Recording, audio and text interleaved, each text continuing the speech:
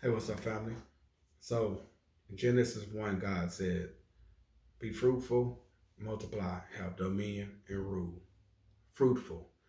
Now, God has placed seeds inside of each one of us. He expected to produce fruit.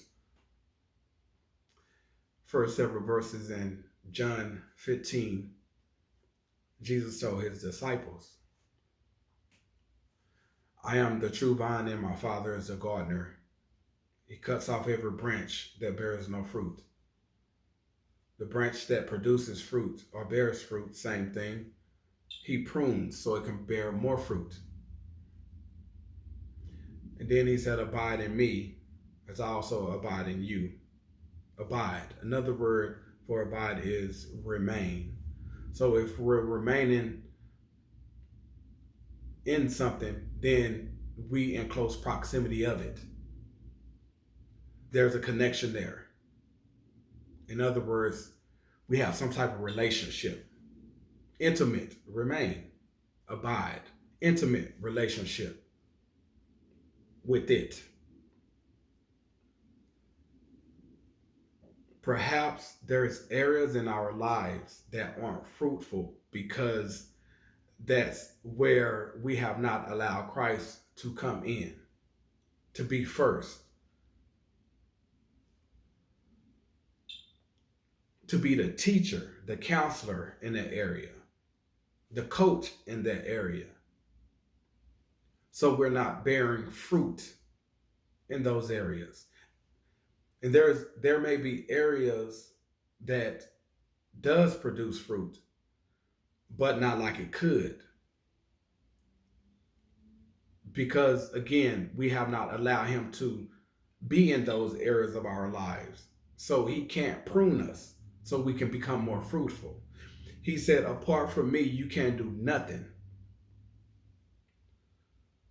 So maybe the struggle is real in those areas where we're not bearing fruit because we are living a life apart from him.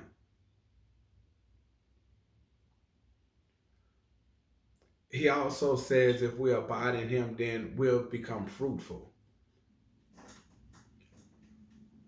And he said that ask anything in his name, he will give it because it is to his Father's glory that we bear fruit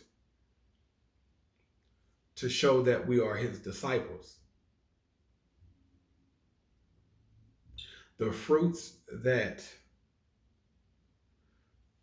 the seeds within inside of us that's supposed to produce fruit is connected to what we was created for and what we was created to do. A lot of us don't know why we were created. A lot of us don't know what our calling and our purpose is. A lot of us don't know what our mission here is on earth. We are his soldiers, but to bring practical terms, we are the foot soldiers. We're from somewhere else. Soldiers are in Afghan and other places. They are there on a mission. We are here on earth on a mission. This isn't our permanent stay. But we're here running around in life missionless. We don't know what we're doing here. We just go to work and we see things that we want, like we aspire to become, so on and so forth, which is cool. But if it's apart from Christ, we can't do anything, as he said in John 15.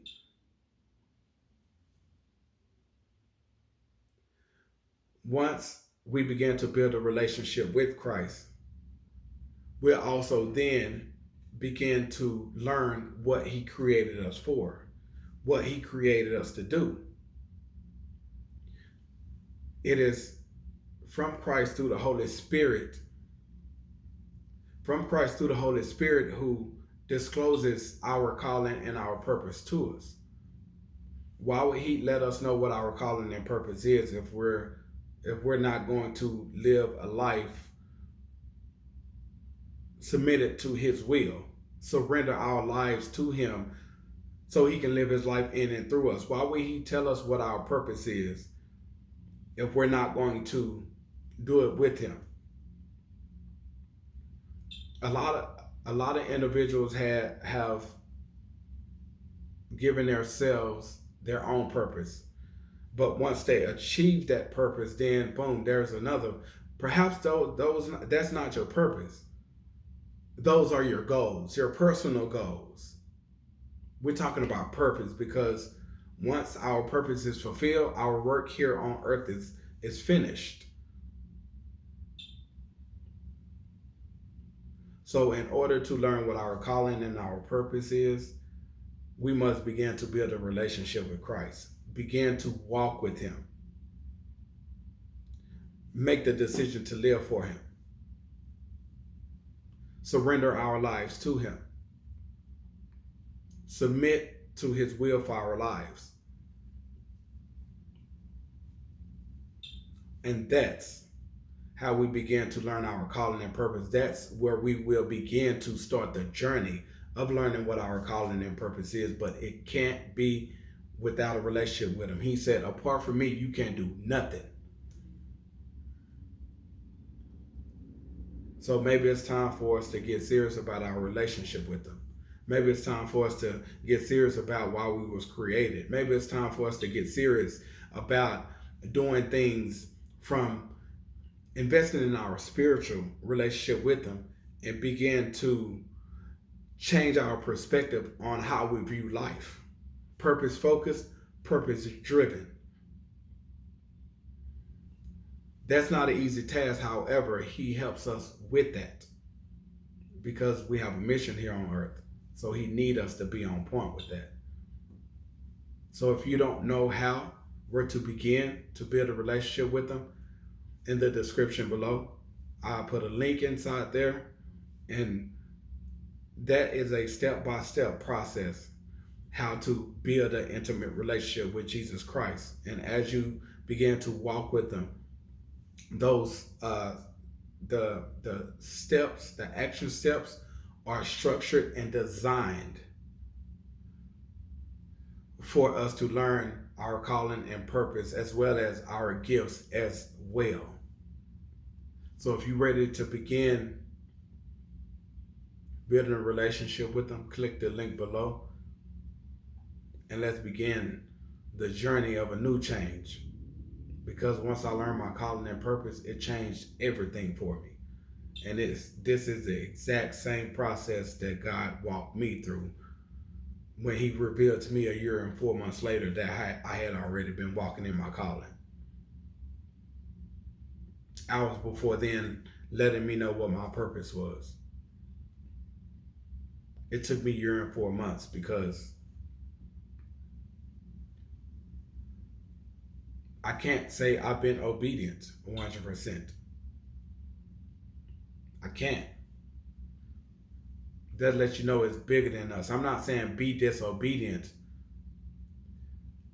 but that lets you know it's bigger than us because due to his grace and mercy, he still revealed that to me and still walking me, guiding me, instructing me, empowering me to do what he called, what he created and called, purposed me to do.